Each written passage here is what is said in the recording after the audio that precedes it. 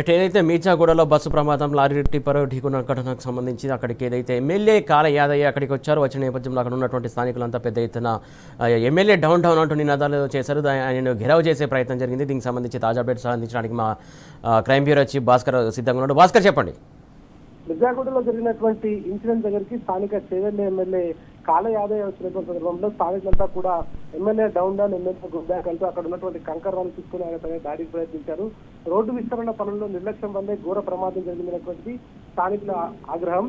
గత బీఆర్ఎస్ హయాంలో ఈ రోడ్డు విస్తరణకు సంబంధించి ప్లానింగ్ రెడీ చేసినప్పటికీ ఈ కొంతమంది ప్రైవేట్ వ్యక్తులు కాంగ్రెస్ కు సంబంధించినటువంటి వారని చెప్తున్నారు. అధికారికంగా అది మనకు తెలియదు కానీ కాంగ్రెస్ సంబంధించినటువంటి కొంతమంది వ్యక్తులు ఆ రోడ్డు విస్తరణ పనుల పైన చెన్నైలో ఉన్నటువంటి గ్రీన్ ట్రిబ్యునల్ ను ఆశ్రయించారు. వాళ్ళు ఆశ్రయించినటువంటి నేపథ్యంలోనే పనులు ఆగిపోయాయి. గత పోయిన నెల కూడా మన పటోళ్ళ కార్తీక్ రెడ్డి స్థానిక యువ నాయకుడు, బీఆర్ఎస్ నాయకుడు వాళ్ళందరినీ చెన్నైలో ఉన్నటువంటి గ్రీన్ ట్రిబ్యునల్ తీసుకెళ్లి అక్కడ కూడా వాదనలు వినిపించారు. ఇట్లాంటి అనేక ప్రమాదాలు జరుగుతున్నాయి, ఇది మా మనుషుల ప్రాణాలకు ప్రమాదంగా తయారైందని కూడా చెప్పుకొచ్చారు. కానీ దీనిపైన అనేక రకాలుగా కేసులు వేస్తూ ఇబ్బందులు గురి చేస్తున్నటువంటి కొంతమంది వ్యక్తులు కాంగ్రెస్ పార్టీకి సంబంధించినటువంటి వాళ్ళు ఉన్నటువంటి నేపథ్యంలో ఓవైపు ఇంత ఇబ్బంది జరుగుతూ బీఆర్ఎస్ గవర్నమెంట్ రోడ్డు విస్తరణ పనులు ప్రారంభించేటువంటి సందర్భంలో ఆయన పార్టీ మారుతూ 2 సార్లు ఎమ్మెల్యే అయినా కూడా కనీసం బీఆర్ఎస్ పార్టీ చేస్తున్నటువంటి వాటికి సపోర్ట్ చేయకుండా ఆయన తిరిగి మళ్ళీ ఎవరైతే ప్రైవేట్ కేసు వేసినటువంటి వ్యక్తులకు కొమ్ము కాస్తున్న కాంగ్రెస్ పార్టీలో జైన్ కావడం వెనుక తీవ్రమైనటువంటి వ్యతిరేకత ఎదిరింది. ఈ నేపథ్యంలోనే ఆయనను గేరవ్ చేసే ప్రయత్నం చేశారు. MLA down MLA go back అంటూ నినాదాలు చేశారు. అక్కడ ఉన్నటువంటి కంకర్ రాళ్ళు తీసుకొని దాడికి ప్రయత్నించడం ఇవాళ హృదయ విదారకరమైనటువంటి సంఘటన చేవెళ్ల మండలంలో జరిగింది. ఈ ఇన్సిడెంట్ కారణం కేవలం పట్టించుకోని పాలకులు.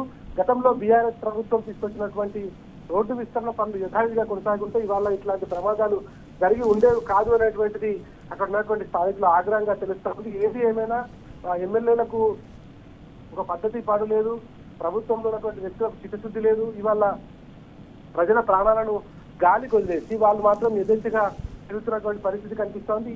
గతంలో మొన్నగా ఈ 22 నెలల కాంగ్రెస్ పరిపాలనలో ఇంతవరకు చేవెళ్ల విస్తరణ పనులకు సంబంధించి ఒక్క అడుగు కూడా ముందుకు పడకపోవడం, గతంలో చేసినటువంటి బీఆర్ఎస్ ప్లానింగ్ ఏదైతుందో ఆ ప్లానింగ్ లో ముందుకు తీసుకెళ్ళకపోవడం, కనీసం ఆ ప్లానింగ్ కోసం ప్రయత్నిస్తున్నటువంటి వారి కాళ్ళల్లో కట్టబెట్టే విధంగా పని చేసేందుకు ముందుకు వచ్చినటువంటి పాలకులను ఇబ్బంది పెట్టే విధంగా గ్రీన్ ట్రిబ్యునల్ లో కేసులు వేయడంతో తీవ్రమైనటువంటి జాప్యం ఎదురవుతుంది. ఈ నేపథ్యంలోనే తెల్లవారుజామున ఇట్లాంటి ఇన్సిడెంట్ జరుగుతా ఉన్నటువంటి పరిస్థితి నేపథ్యంలో ఈ మృతుల సంఖ్య 21 మందికి చేరినట్టుగా సమాచారం వస్తోంది. ఇప్పటి వరకు ఉన్నటువంటి మృతుల సంఖ్య 21 ఉంది. ఇప్పుడు 24 తాజాగా మనకు వస్తున్నటువంటి సమాచారం మేరకు 24 మంది చనిపోయినట్టుగా తెలుస్తా ఉంది.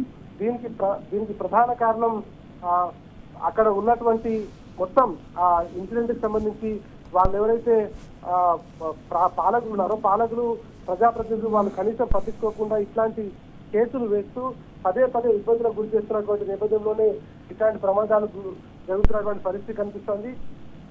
ప్రమాద స్థలానికి వచ్చినటువంటి స్థానిక చేవెళ్ల ఎమ్మెల్యే కాల యాదయ్యను అడ్డుకున్న స్థానికులు MLA go back, MLA down చెప్పుకొచ్చినటువంటి పరిస్థితి కనిపిస్తుంది. ఇవాళ బీఆర్ఎస్ గవర్నమెంట్ లో ఉన్నటువంటి ప్లానింగ్ ప్రకారం ఇవాళ రోడ్డు విస్తరణ పనులు కనుక జరిగి ఉంటే అనేక ఇబ్బందులు అధిగమించేటువంటి పరిస్థితి, ఇట్లా ప్రజల ప్రాణాలు గాల్లో కలిపేటువంటి ఏదైతే ఒక కుటిల బుద్ధి ఉందో దాన్ని కాపాడుకోవడానికి ఒక మంచి అవకాశం ఉండేది. కానీ ఇవాళ ఇట్లాంటి పనులు చేస్తూ పదే పార్టీలు మారుతూ సిగ్గు లేకుండా కనీసం ఒక పార్టీలో గెలిచి ఇంకో పార్టీలోకి మారినటువంటి ఎమ్మెల్యేలు ఇట్లాంటి వ్యవహార శైలి కొనసాగించడం వల్ల అభివృద్ధి శూన్యమైపోయింది. జరగాల్సిన పనులు జరగకపోవడం 22 నెలల కాలంలో కాంగ్రెస్ ప్రభుత్వం అధికారంలోకి వచ్చిన తర్వాత ఎక్కడ వేసిన గొంగడి అక్కడే అన్నట్టుగా ఉంది. గత 10 సంవత్సరాల బీఆర్ఎస్ అభివృద్ధి 20 సంవత్సరాల వెనక్కి వెళ్ళిపోయినటువంటి పరిస్థితి కనిపిస్తోంది. రాష్ట్ర వ్యాప్తంగా ఎక్కడ చూసినా హత్యలు, అత్యాచారాలు, వీటికి తోడు రియల్ ఎస్టేట్ పూర్తిగా మునిగిపోవడం పక్కన పెడితే ఇక రోడ్డు యాక్సిడెంట్స్ అయితే మొన్న కర్నూలులో జరిగినటువంటి ఘటన మరొక ముందే మనలో ఇన్సిడెంట్ జరిగింది. ఇది ప్రధానంగా ఇక్కడ మాత్రం పాలకుల నిర్లక్ష్యం వల్లనే జరిగిందని చెప్పుకోవచ్చు. ప్రస్తుతానికైతే కాల యాదయ్య డౌన్ అంటూ అక్కడికి వచ్చినటువంటి వాళ్ళందరూ కూడా దాడి చేసేందుకు ప్రయత్నించారు. అక్కడి నుంచి వెళ్ళిపోయినటువంటి యాదయ్య చేవెళ్ల ప్రభుత్వ ఆసుపత్రికి చేరుకున్నారు. ప్రస్తుతం సహాయ చర్యలు కొనసాగుతున్నాయి. మృతుల సంఖ్య 24కు చేరినట్టుగా తెలుస్తోంది. ఇంకా మృతుల సంఖ్య పెరిగే అవకాశం కూడా కనిపిస్తా ఉంది. సురేష్. భాస్కర్, మనకి ఎక్స్క్లూజివ్గా అందిన సమాచారం ప్రకారం దాదాపు ఇప్పటివరకు 24 మంది చనిపోయారని తెలుస్తుంది. ఇంకా పెరిగే అవకాశం కూడా ఉన్నట్టు తెలుస్తుంది. అంటే పెద్ద ప్రమాదం ఇది. దీనికి సంబంధించి ఇంకా ఏదైతే క్షతగాత్రులు కావచ్చు వారికి తరలించడం కావచ్చు, లేకుంటే వారికి క్షతగాత్రులకు వైద్య సదుపాయం కావచ్చు అందుబాటులో ఉందా అసలు? ఉదయం 4:45 వికారాబాద్ జిల్లాలోని తాండూరు డిపో నుంచి బయలుదేరినటువంటి ఆర్టీసీ బస్సు హైదరాబాద్ వస్తుండగా చేవెళ్ల మండలం మిర్జాగూడ వద్ద 7 గంటలకు ఇన్సిడెంట్ జరిగింది. టిప్పర్ తో వస్తున్నటువంటి లారీ ఢీకొనడంతో ఇన్సిడెంట్ జరిగింది. ప్రస్తుతం చేవెళ్ల ప్రభుత్వ ఆసుపత్రిలో కొంతమంది చనిపోయినటువంటి వాళ్ళు ఉన్నారు. కొంత టెంపరీ అంటే బ్యాక్ సైడ్ ఉన్నటువంటి వాళ్ళు బస్సులో వాళ్లకు కొంత గాయాలయ్యి వాళ్ళను స్వల్ప గాయాలతో ఉన్నటువంటి వారిని అక్కడ ట్రీట్మెంట్ చేస్తున్నారు. అదేవిధంగా చేవెళ్లలో మరో ప్రైవేట్ ఆసుపత్రి ఉంది, అక్కడ కూడా కొంతమందిని తరలిస్తున్నారు. ఇటు గాంధీ ఉస్మానియా తరలించాల్సిందిగా, హైదరాబాద్ తరలించాల్సిందిగా రేవంత్ రెడ్డి ఆదేశాల మేరకు కొద్దిసేపు క్రితం ఒక పత్రికా ప్రకటన వచ్చింది. ఆయన అక్కడ మెరుగైన సేవలు అందించాలి, గాంధీ ఉస్మానియా తరలించాలి అని చెప్పడం జరిగిన నేపథ్యంలో కొంతమందిని ఇటు హైదరాబాద్ తరలిస్తున్నారు. మొత్తం బస్సులో 40 నుంచి 45 మంది ఉన్నటువంటి పరిస్థితుల్లో 24 మంది ఇప్పటి వరకు అయితే చనిపోయినట్టుగా సమాచారం వస్తుంది. ఇంకా కొంతమందికి పరిస్థితి క్రిటికల్ గా ఉంది. వాళ్ళను హైదరాబాద్ భాస్కర్, ఒక్క నిమిషం మీరు అందుబాటులో ఉండండి.